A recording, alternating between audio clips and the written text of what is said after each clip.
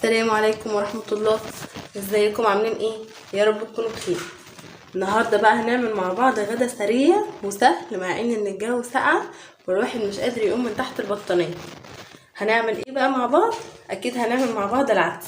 معانا ربع كيلو عدس، معانا الخضار بتاعنا طماطم، بطاطس، كوسة، جزر، بصل وفلفل اخضر.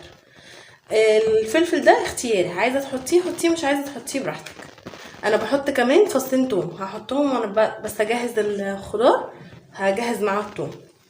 هنجهز بس الخضار وارجع لكم تاني. كده بقى جهزنا الخضار وغسلنا العدس، هنقطعه بقى مع بعض. انا بحب احط الكوسه في العدس عشان ما بيخليش يبقى حامي كده على الصدر، تحس ان في حرقان بعد ما تاكليه. الصراحه انا ما كنتش بحطها، بس عرفت الطريقه دي ومن ساعتها وانا بقيت احطها وبقى جميل. بسم الله ما شاء الله، يعني بتبقى حاجه طعمها تحفه. الكميه بقى بتاعت الخضار اللي انت عايزه تحطيها دي بتبقى اختياري، شوفي انت عايزه تحطي قد ايه وبتحطي عادي. انا عن نفسي بحب احط على الربع كيلو بس جزرتين كبار، اقطعهم كده بالشكل ده. اخلص بقى تقطيعهم وارجع لكم تاني. كده انا قطعت الخضار بالشكل ده وكمان غسلت العدس. تعالوا بقى نشوف هنعمل ايه تاني. كده في حله بقى قبل ما نولع عليها هننزل العدس بالشكل ده كده. العدس ده سهل جدا جدا جدا وبينجز معاكي وقت كتير. هنزل طبعا بالخضار اللي انا غسلاه ومقطعاه بالشكل ده. هنزل بواحدة مرق الدجاج، انا بحب احطها معاه واحدة قبل ما يستوي، يعني وهو كده لسه طازة.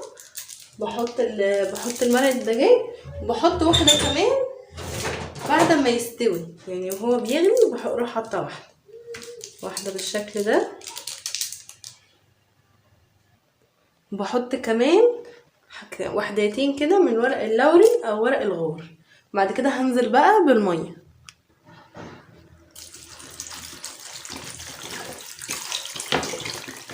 ننزل بقى بالمية بالشكل ده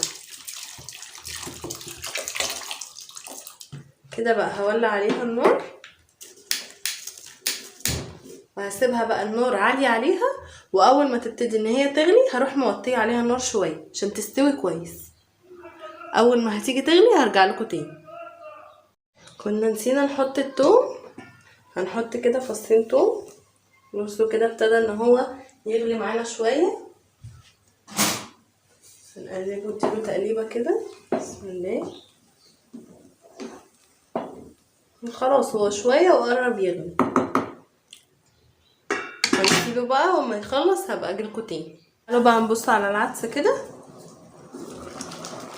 بسم الله الرحمن الرحيم. بسم الله ما شاء الله. بصوا كده كده استوى، مش محتاج حاجة خالص.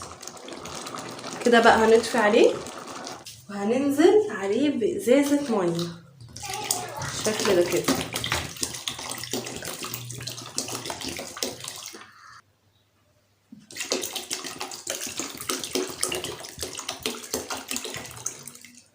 هنديله بقى تقليبة، هنسيبه يهدى شوية وبعد كده هنضربه بقى في الخلاط. كده بقى بعد ما سيبناه يبرد شوية بالشكل ده كده هنضربه بقى في الخلاط. ده بقى بعد ما ضربناه في الخلاط انا بصفيه وبعد كده بروح حطاه في الحلة بقى على النار. تعالوا نشوف هنعمل ايه. كده في حلة على النار حطينا فيها شوية زيت كويسين، وننزل عليهم بالشعرية بالشكل ده كده.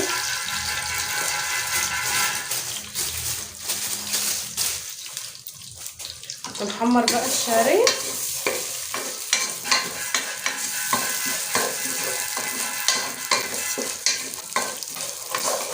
انا بحط مع الشعرية وهي بتتحمر شوية ملح عشان ما تلزقش في الحلة بتاعتي، وما بيأثرش معايا في الاكل او حاجة.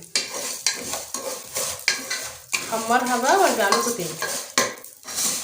كده الشعريه بقى داخله معانا على تحمير، واحنا مجهزين العدس بتاعنا. لازم نخليها تكون لونها ذهبي. هننزل بقى بالعدس، نصفناه كده من اي حاجه بقى، تكتلات ومكان التوابل اللي احنا كنا حاطينها اللورة، عشان كده انا صفيته. بسم الله.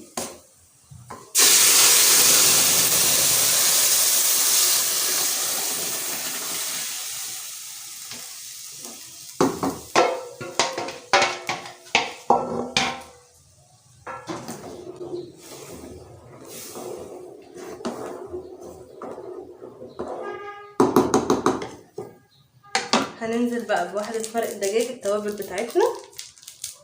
احنا حطينا واحدة الاول وهو بيتسلق، ودي التانية هننزل بيها كده.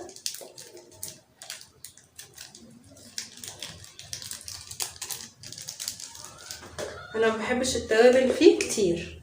معلقة كمون صغيرة، بحط فلفل اسود برضو معلقة، وبحط كركم عشان يركز لي اللون بتاعه. نديله تقليبه.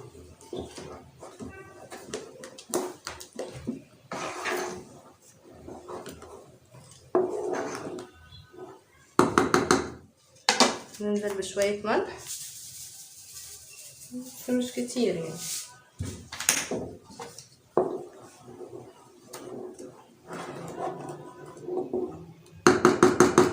هنسيب بقى نغطيه وهنسيب الشعريه تستوي فيه، وبعد كده هنطفي عليه. تعالوا بقى كده نبص عليه. بسم الله بسم الله ما شاء الله. بس شكله وجماله كده. العدس معانا استوى. تعالوا بقى نغرف. بسم الله الرحمن الرحيم. بصوا كده ما شاء الله، حاجه جميله وبيدفي واكله سريعه ومش تاخد منك وقت خالص. قولوا لي بقى ايه رايكم في العدس بتاعي. لو عجبكم متنسوش تحطوا لي لايك وشير وكومنت جميل. اشوفكم على خير في فيديو جديد.